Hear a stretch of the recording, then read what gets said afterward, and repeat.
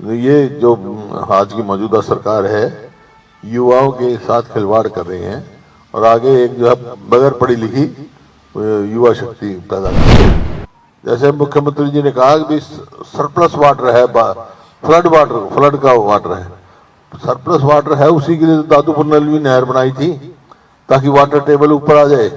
वो नहर तो हटवा दी, राजस्थान में दे रहे हैं। कर्जा लो, घी पियो, मरने के बाद कोई नहीं पूछता, इनको कोई चिंता नहीं। अस्पताल में जाओ तो डॉक्टर नहीं, स्कूल में जाओ तो मास्टर नहीं, दफ्तर में आओ तो कर्मचारी नहीं। ये आपके सामने है। देखिए वहाँ जो हुआ, पहले हमारा उम्मीदवार राज्यसभा में जो अभिषेक सिंह जी का समय 6 वोट हमारी पार्टी की वो विरोधी कैंडिडेट के पास गई। बड़ा दुर्भाग्यपूर्ण हुआ वो, क्योंकि हिमाचल की संस्कृति में कभी नहीं सुना मैंने। हिमाचल में तो जो बात है वो रहती है, फर्स्ट टाइम हुआ ऐसा। तो जो उसके बाद स्पीकर ने जो फैसला लिया तो वहाँ पर जो आपस में मतभेद थे थोड़े मोटे, वो हमने प्रयास किया, दूर हो गए, आपस में उनकी बात कराई है और अब जो है मजबूती से लोकसभा का चुनाव लड़ेंगे इकट्ठे। प्रतिभा सिंह जी ने बोला है कि बीजेपी की वर्किंग ज्यादा अच्छी है कांग्रेस से। सर बीजेपी की वर्किंग बहुत अच्छी है, ये प्रतिभा सिंह ने कहा है। और उन्होंने कहा ऑब्जर्वर अगर कहते हैं तो उनके कहने से नहीं होता कि सुक्खू सरकार 5 साल चलेगी। नहीं, किसी ने नहीं कहा, किसी सरकार ने ये कहा था कि पूछा था ये सवाल, हाइपोथेटिकल सवाल था। मैंने कहा भाई वो कहने भी किसकी है, मगर ये चीफ मिनिस्टर है। और बल्कि एक ने पूछा था कितने साल, 5 साल, मगर ये हाइपोथेटिकल सवाल है। आज के दिन चीफ मिनिस्टर यही है मजबूत करने का। पत्रकार ने प्रतिभा सिंह से सवाल किया कि ऑब्जर्वर, अब उनके सवाल का उनसे पूछो, मेरे सवाल मेरे पूछो, तो दूसरे को किसका क्या सवाल करता है। वो अपनी बात कह गए, 5 साल सरकार जनता ने चलानी है, चलाएगी। तो इस पे आप क्या कहेंगे जब आप लोग उनको मना के आ चुके हो? आप कह रहे हो कि नाराजगी दूर पार्टी की सरकार रहेगी, हमने यही कहा, कांग्रेस पार्टी की सरकार रहेगी 5 साल। अभी फिर उनका ऐसा बयान आ रहा है, कमेटी बनाई है, क्या वो 3 सदस्य क्लियर हो गए? अब 2-3 लोग नहीं, अब बढ़ाएंगे सदस्यों के नाम तो आगे, लेकिन डिक्लेयर करेंगे बाद में। विक्रमादित्य मिलने आए थे रात को, जहाँ पे जो एमएलए तो इनको किस तरह से कहेंगे सर? क्या हो गया उसमें क्या है? मेरे साथ कौन कौन बात करते हैं? सर विक्रमादित्य जो मिलने आए थे यहाँ पे होटल में रात को, मिलने से आपको क्या एतराज है इसमें? मैं पूछ रहा हूँ ना, सर वो तो कांग्रेस के खिलाफ है सर, पार्टी किसी ने जाना नहीं है, यहाँ से विधायकों ने जाना नहीं है कहीं। किसने कहा? किसी ने नहीं कहा। किसने कहा? आप अपनी तरफ से अपनी कहानियां बना लेते हो, अपने सवाल बना लेते हो। किसने कहा? दिखाओ मेरे को। सब कुछ ठीक है, हुड्डा साहब वहाँ पे सब ठीक है। विक्रमादित्य अगर बागी विधायकों से 6 से मिले हैं तो पार्टी को उससे कोई ऐतराज नहीं, कोई दिक्कत? किसी को ऐतराज नहीं था, किसी से मिले यार, आपस में साथी रहे, उसमें क्या? वो मेरे से भी मिल सकते हैं। अभी मेरी बात हुई उनसे, अपना राजेंद्र राणा जी से, वो कह रहे हैं कि all MLAs are not comfortable with the chief minister. उन्होंने साफ कहा है, मेरी बात हुई है। कोई नहीं, वही उनको होगा। और विक्रमादित्य के साथ हम मीटिंग कर रहे हैं, उन्होंने कंफर्म भी किया। कोई बात नहीं, मेरे क्या बात है। लेकिन जब चेहरे पे बात आ रही है तो कुछ विचार हो सकता है क्या सर? किस बात का? चीफ मिनिस्टर के चेहरे को लेकर के जो बात हो, मैं कह चुका हूँ आपको, कांग्रेस की सरकार रहेगी वहाँ। आज हमारे चीफ मिनिस्टर सुक्खू है, बदल सकते हैं यार, अगर विधायक चाहे। आज सुक्खू है, कल को कुछ और हो सकता है। हाइपोथेटिकल सवालों का मैं कभी जवाब देता नहीं, तो अपने आप ही सवाल बनाए जाए, जवाब दिए जाए, क्या मतलब है?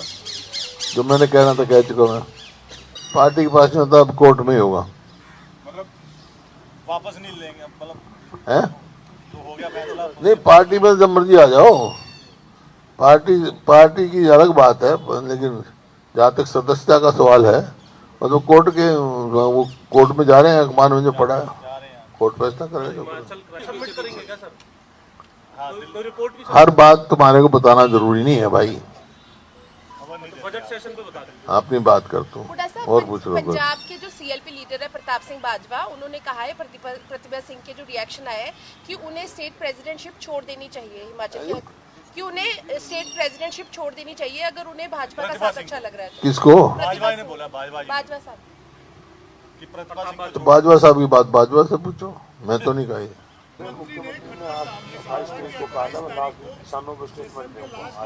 मैं नहीं, मैं था नहीं उस टाइम हाउस में, पता नहीं क्या स्टेटमेंट दिया, मेरे को पता नहीं है कि मैं था नहीं, मैं तो वहाँ हिमाचल गया हुआ था, हिमाचल गया था। सर विक्रमादित्य जी को दिल्ली बुलाया है क्या हाईकमान ने इसी सिलसिले में? विक्रमादित्य जी को सर दिल्ली निकल गए होंगे, दिल्ली रवाना हुए। दिल्ली अपने काम से गए होंगे, कोई ये थोड़ा ही है। इसकी तरफ से एक फैसला लिया गया है, जो किसान आंदोलन में किसान थे, प्रदर्शन कर रहे थे, उनके जो युवा हैं उनके पासपोर्ट और वीजा रद्द कर दिए।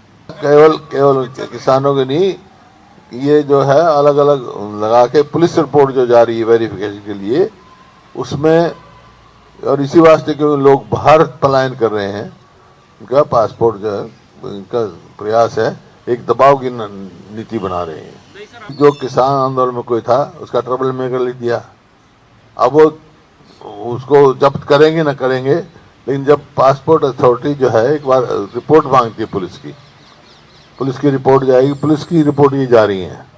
अब जो जिसका भी होगा वो क्या वहाँ देता है अपना, whether they are satisfaction of transport, उसकी पासपोर्ट अथॉरिटी की होती है कि नहीं होती है, that they will take decision, but this is wrong, should not be done like. जो हायर एजुकेशन में है उसमें भी जो है समझो 18 से 23 साल की उम्र में जो हायर एजुकेशन जाना चाहिए बच्चे, उनमें भी बहुत बड़ी भारी ड्रॉप है। ये इसका मतलब शिक्षा का ज्वाला पिट गया हरियाणा में। ये जो आज की मौजूदा सरकार है युवाओं के साथ खिलवाड़ कर रही है और आगे एक जो है बगैर पढ़ी लिखी युवा शक्ति पैदा कर रहे हैं। रघुवीर कादियान जी सर, विधायक जी ने जो राजस्थान के साथ एमओयू हुआ है उसको लेकर लगातार सवाल उठाए और विरोध भी किया, वॉकआउट भी किया। इस पर आप कुछ कहेंगे जो राजस्थान को पानी दिया जा रहा है?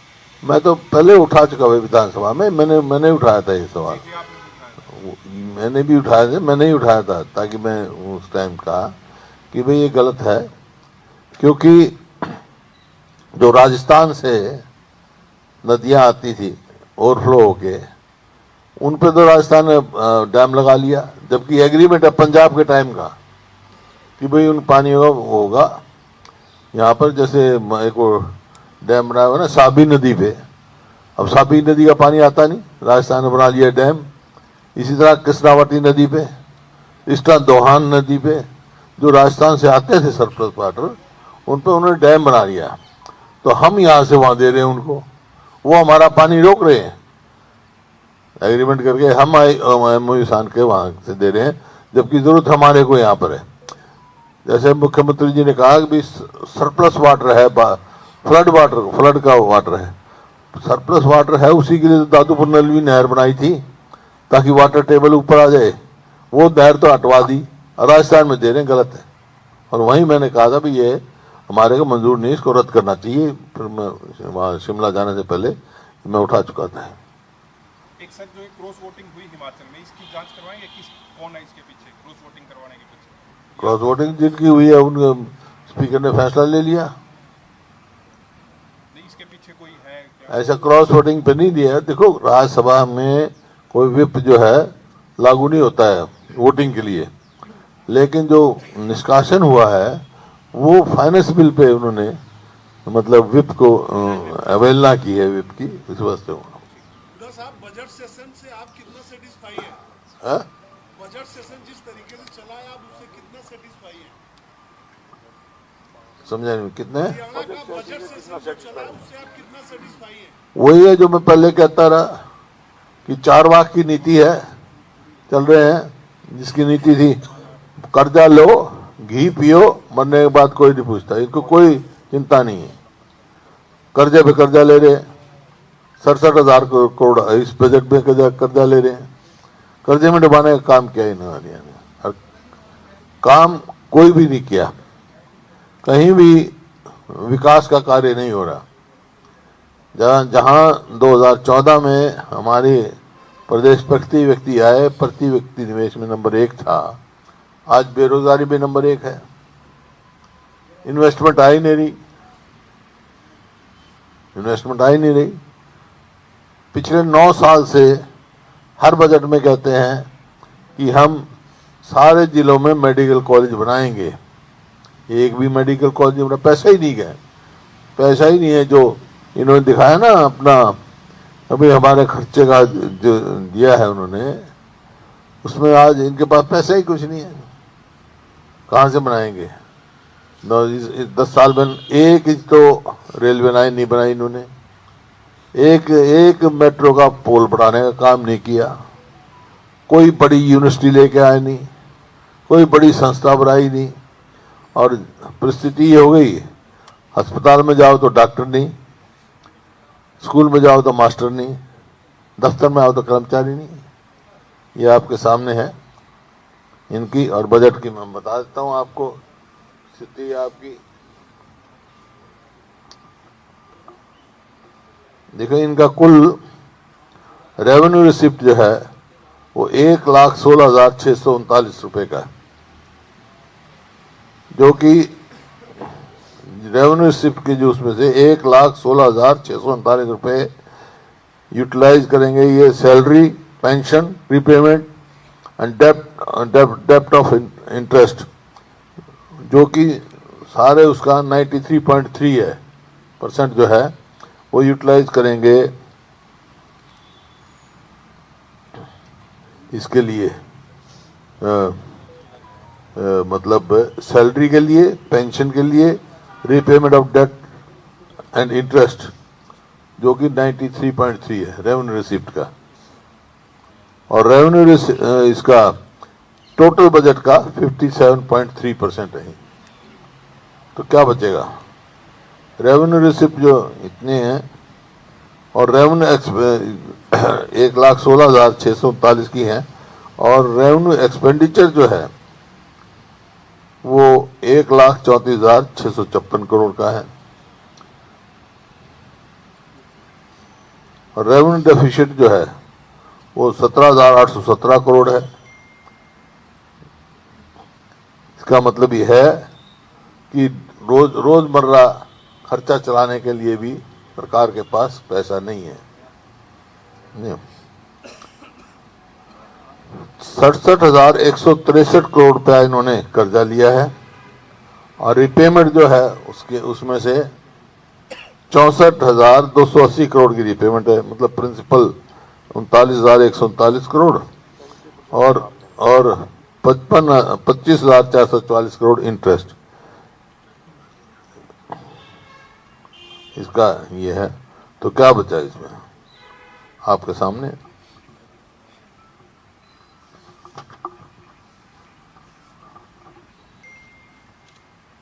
क्योंकि जो ये इन्फ्लेटेड बजट देते हैं, हर बारी इन्फ्लेटेड बजट देते हैं, तो आर ही में बजट घट जाता है इनका।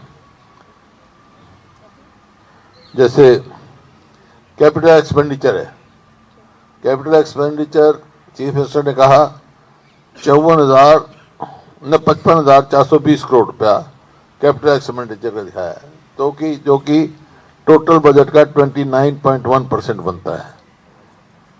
लेकिन इसमें से 39,139 करोड़ जो है वो तो रीपेमेंट ऑफ लोन्स उसमें चला जाएगा, एडवांसेस में। तो बचा कितना? 16,281 करोड़। कैपिटल एक्सपेंडिचर का 16,081 करोड़ बचा है, कुल 16,281 करोड़। अब 70,000 करोड़ से शुरू हुआ। 2014 में हमारे पास जो लोन था, वो जो इंटरनल बजट, इंटरनल लोन, वो अब 3,17,982 करोड़ पहुंच गया। टोटल बजट जो है, टोटल कर्जा जो है वो 4,51,000 करोड़ हो गया। तो कर्जे पे दबाने का काम किया है, क्योंकि इंटरनल डेब्ट तो दिखा देते हैं ये, लेकिन जो स्मॉल सेविंग का है, जो पैसा बिजली बोर्ड का देना है, बिजली कंपनी को देना है, ये दिखाते नहीं बजट में। तो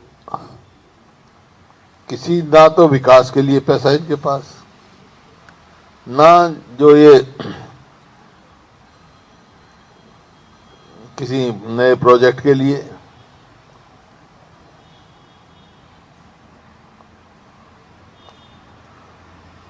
नेशनल हाईवे की बात करते हैं, नेशनल हाईवे जितने बने हैं वो 90% जो है नेशनल हाईवे हमारे सभा के सैंक्शन है। अब तो टोल लगाते हैं, वो देते हैं, इनका क्या है, टोल रोड है वो।